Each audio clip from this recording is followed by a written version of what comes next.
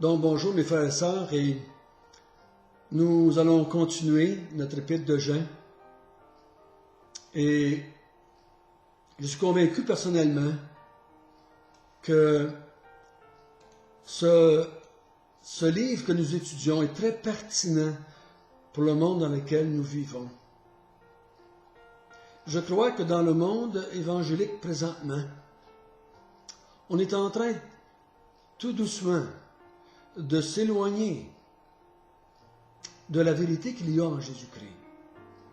Et je ne suis pas surpris si le Seigneur me donne de vivre un autre 10, 15, 20 ans, de voir l'Église évangélique dans l'Amérique du Nord devenir de plus en plus apostat. On est en train de se détourner lentement de l'Évangile et de la raison d'être de l'Évangile. Et ce n'est pas surprenant parce que dès Jean, quand Jean écrit, dès là, il y avait déjà des gens qui étaient dans l'Église, qu'on a vu ensemble, qui étaient des antéchrists et qui voulaient détourner l'Église de la vérité. Et on va voir ce matin qu'il va parler encore de faire attention à ceux qui vous égarent, qui sont en train de vous égarer, de vous amener loin. Quand je suis perdu, quand je suis égaré, c'est parce que j'ai quitté les sentiers. J'ai quitté la grande route. Je ne serais pas perdu si je serais sur le bon chemin. Quand je suis égaré, c'est parce que je ne suis pas sur le bon chemin. Donc on va étudier ça encore, si vous voulez bien, ce matin. Notre bon Père du ciel, guide-nous, guide-nous. Nous voulons que l'Esprit Saint que tu as mis en nous soit notre lumière ce matin, qu'elle illumine nos yeux et notre intelligence.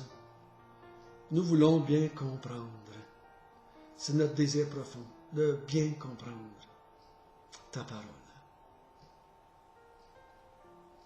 Nous voulons faire tous nos efforts pendant notre vie, pendant notre génération, pour combattre pour la foi, pour combattre pour la vérité et de transmettre la vérité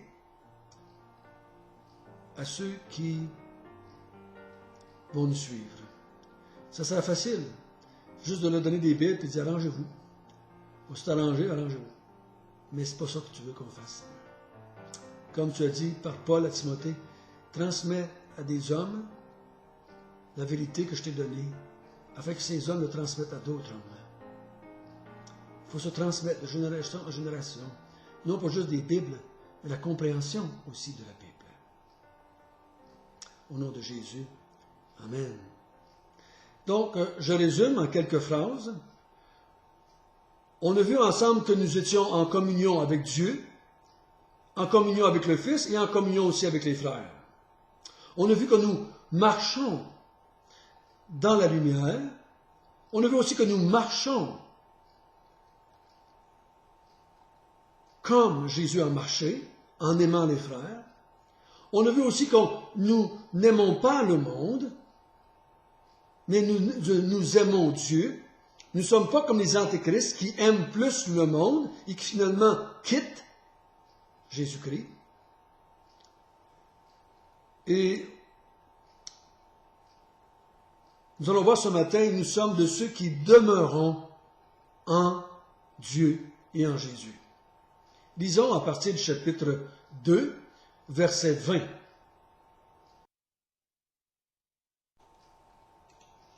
Pour vous, vous avez reçu l'onction de la part de celui qui est saint, et vous avez tous de la connaissance.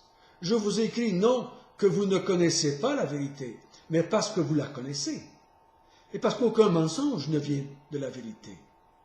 Qui est menteur, sinon celui qui nie que Jésus est le Christ? Celui-là est l'antéchrist, qui nie le Père et le Fils. Quiconque nie le Fils n'a pas non plus le Père. Quiconque se déclare publiquement pour le Fils a aussi le Père. Que ce que vous avez entendu dès le commencement demeure en vous.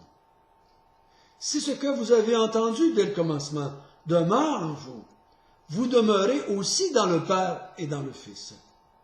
Et la promesse qu'il nous a faite, c'est la vie éternelle.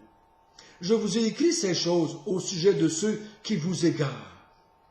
Pour vous, l'onction que vous avez reçue de lui demeure en vous, et vous n'avez pas besoin qu'on vous enseigne, mais que son onction vous enseigne toutes choses, qu'elle est véritable, qu'elle n'est point un mensonge. Demeurez en lui, selon l'enseignement qu'elle vous a donné. Et maintenant, petits enfants, demeurez en lui, afin que lorsqu'il paraîtra, nous ayons de l'assurance et qu'à son avènement, nous n'ayons pas la honte d'être éloignés de lui. Si vous savez qu'il est juste, reconnaissez que quiconque pratique la justice est né de Dieu.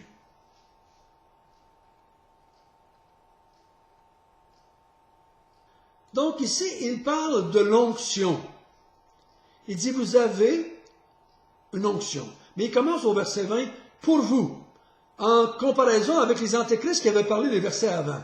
Pour vous, qui avez connu le Père, qui avez vaincu le malin, qui avez connu le Fils, qui avez gardé la parole. Pour vous, vous avez reçu l'onction de la part de celui qui est saint. L'onction, est-ce qu'il fait mention de ce que Paul avait parlé, qu'on a été loin du Saint-Esprit? Est-ce qu'on parle de cette onction-là ici? Peut-être. Peut-être que oui. Il dit, vous avez reçu l'onction de celui qui est saint. Celui qui est saint, c'est Dieu, c'est Jésus.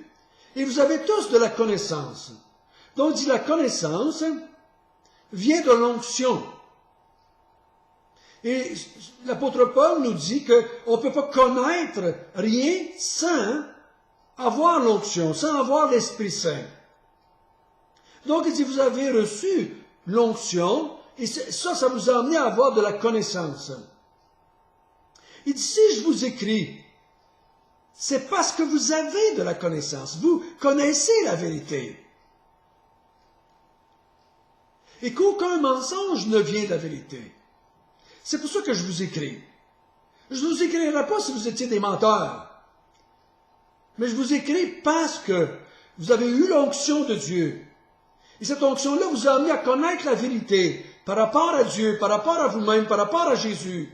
Vous connaissez la vérité maintenant. Vous savez que Dieu est saint. Vous savez que Jésus-Christ est le Sauveur. Vous savez qu'il est l'envoyé de Dieu. Vous savez qu'il est le Fils de Dieu. Vous savez qu'il est le Christ. Vous savez que vous êtes des pécheurs. Vous savez que le salut est en Christ seulement. Vous connaissez la vérité. Il n'y a pas de mensonge qui vient de la vérité. La vérité, vous savez, ce n'est pas un ramassis de principes ou de phrases. La vérité, c'est une personne. Jésus a dit, je suis la vérité. Il dit, il n'y a pas de mensonge qui vient de la vérité. Si vous avez reçu l'onction, vous allez être dans la vérité. Si vous avez reçu l'onction, vous la connaissez et le mensonge n'habite pas en vous. Ça ne veut pas dire qu'on ne fera pas des mensonges. Ça ne veut pas dire qu'on ne dira jamais un mensonge par rapport à un montant d'argent ou sur nos rapports d'impôts. C'est pas ça dont ça parle. Mais le mensonge, c'est en comparaison avec la vérité qui est en Christ. La vérité par rapport à Dieu, par rapport à Jésus, par rapport au péché, par rapport à l'Évangile. La vérité qui sauve, qui glorifie Dieu. Il dit, il n'y a pas de mensonge. Il n'y a pas de demi-mesure. Tu as la vérité ou tu es un menteur. Et là, il dit, au verset 22, c'est quoi ce mensonge? Qui est menteur? Si ce n'est pas celui qui dit que Jésus-Christ n'est pas le Christ.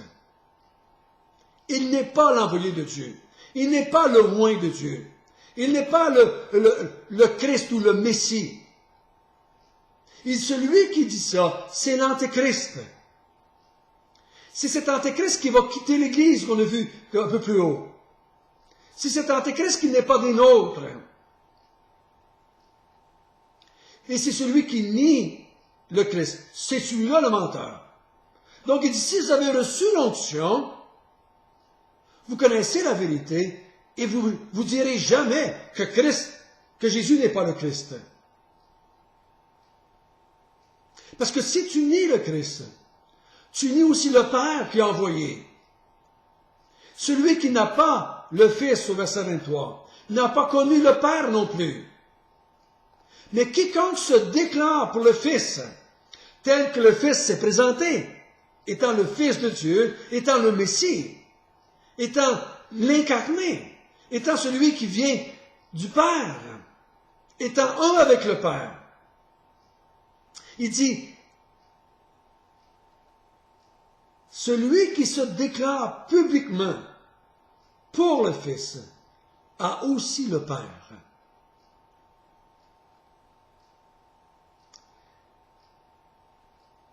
Donc, c'est très important que votre doctrine, que notre doctrine par rapport à Jésus-Christ soit exacte. C'est très important. Et les grands mouvements qui se sont éloignés de la vérité se sont éloignés premièrement de la personne de Jésus-Christ, de l'œuvre de Jésus-Christ, de pourquoi il est venu, qu'est-ce qu'il a fait, qu'est-ce qu'il a accompli. Même s'il parle de Jésus-Christ, même s'il proclame que Jésus-Christ est le Fils de Dieu, ils vont sortir aux côtés. Bon, il ne nous a pas vraiment sauvés, il faut se sauver soi-même par nos œuvres. D'autres proclament Jésus-Christ, mais Jésus-Christ n'est pas vraiment Dieu. Il est un archange. Donc, d'autres, c'est seulement un prophète. Les deux grandes religions du monde qui totalisent par leurs adeptes la moitié de la population du globe, presque. Un de ces mouvements-là dit que Jésus était juste un prophète, comme Mahomet. L'autre dit que, oui, il est le Fils de Dieu, mais il ne nous a pas sauvés. Il faut se sauver par nos propres œuvres. Il nie le Fils. Il nie son œuvre. Donc, il nie aussi le Père. Ils n'ont pas le Père, ils n'ont pas le Fils, ils n'ont pas le Fils, ils n'ont pas le Père. Mais il dit au verset 24, si vous demeurez, si vous restez attachés à ce que vous avez entendu dès le commencement, ça veut dire du commencement de la prédication de l'Évangile. Si vous restez attachés à ça, si vous demeurez dans la proclamation de l'Évangile des apôtres, parce que Jean, il a écrit ça fait peut-être 15, 20, 30 ans que l'Évangile a commencé à être proclamé, que Jésus-Christ est parti. Il dit, si vous demeurez dans ce que vous avez entendu, vous demeurez dans le Fils et dans le Père. C'est comme je l'avais dit au début, vous êtes en communion avec le Père et avec le Fils et avec tous ceux qui gardent ce qu'on nous avait entendu dès le commencement. Et la promesse qu'il a faite, que ceux qui gardent, ils ont la vie éternelle. Ils ont la vie éternelle. Il dit au verset 26, je vous ai écrit ces choses au sujet de ceux qui vous égarent. Faites attention à ceux qui vous égarent. Puis là, il dit, pour vous, l'onction que vous avez reçue demeure en vous. Vous n'avez pas besoin qu'on vous enseigne. Mais comme son onction vous enseigne toutes choses, qu'elle est véritable, qu'elle n'est point un mensonge, demeurez en lui, selon l'enseignement qu'elle vous a donné. Donc, j'ai déjà vu quelqu'un qui m'a dit ici, tu n'as pas d'affaire à m'enseigner, toi, François Nolette. Tu n'as pas d'affaire à m'enseigner, moi j'ai l'onction et je n'ai pas besoin d'être enseigné par personne. L'onction qui est en moi m'enseigne. C'est pas ça que ça parle ici. Parce que, si ça serait vrai, il pourrait dire, ces chrétiens-là pourraient dire à l'apôtre Jean, « Hey Jean, enseigne-nous pas. On n'a pas besoin de toi pour nous dire quoi faire. On a l'onction, on sait quoi faire. On n'a pas besoin d'être enseigné par toi, Jean. Nous, on a l'onction, on a reçu l'onction de la part de Dieu, et maintenant, personne n'a besoin de nous enseigner. Ni toi, Jean, ni personne d'autre. Ni aucun pasteur, ni aucun don d'enseignant, personne. C'est pas ça que ça parle. Mais il dit, si l'onction vous a donné la vérité, et qu'il n'y a aucun mensonge dans cette onction-là, vous n'avez pas besoin d'être enseigné d'autres choses. Vous n'avez pas besoin qu'on vous enseigne d'autres vérités.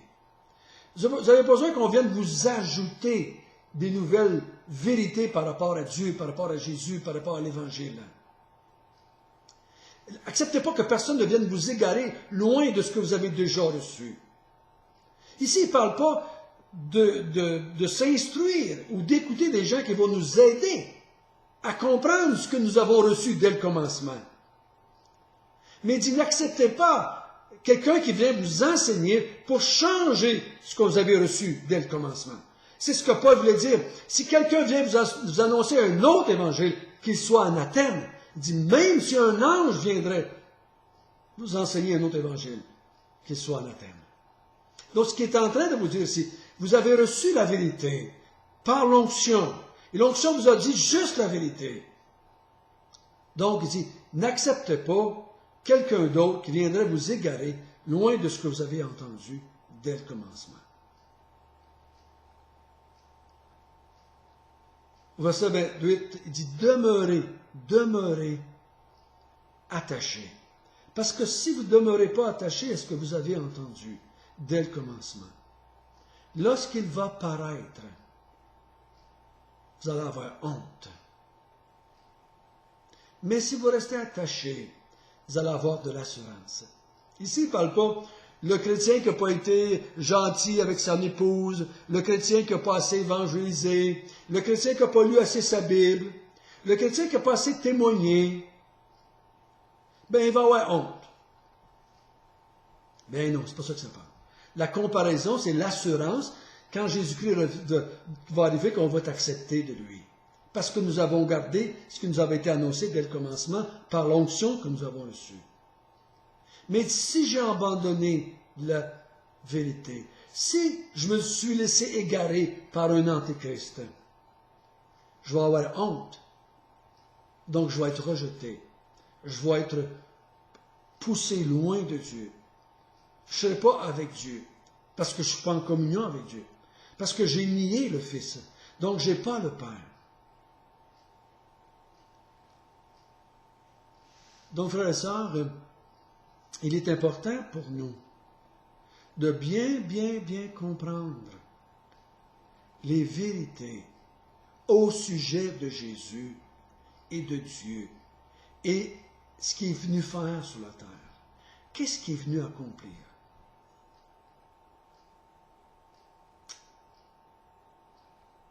Comprenons bien cela. Jésus avait un but bien précis. C'est la gloire de Dieu par le salut des enfants, ses enfants ou ses élus. Il n'est pas venu pour sauver les élus. Il est venu pour la gloire de Dieu en sauvant les élus. Les élus sont un moyen d'emmener de la gloire au Père, d'emmener de l'adoration au Père. Si on s'éloigne de cette vérité-là, oh, nous sommes en danger. Nous sommes en danger. Que la foi que nous proclamons est juste une autre religion pour nous dire comment faire pour aller au ciel et pour avoir une vie agréable sur la terre. Parce que les religions du monde, c'est ça qu'ils font, vous savez. Ils essaient de dire à leurs adeptes comment faire pour être certains d'aller au ciel. Et ils leur disent comment se comporter ici-bas pour avoir une plus belle place dans l'au-delà. Mais ne soyons pas comme ça. Proclamons la vérité. Et quand on lit les évangiles, nous voyons bien Jésus qui proclame qu'il est venu pour la gloire de Dieu. Notre Père du ciel, sois béni parce que tu nous as oints. Tu as mis en nous une onction qui nous a dirigés dans la vérité. Et cette vérité est en nous. Donne-nous de la comprendre comme il faut.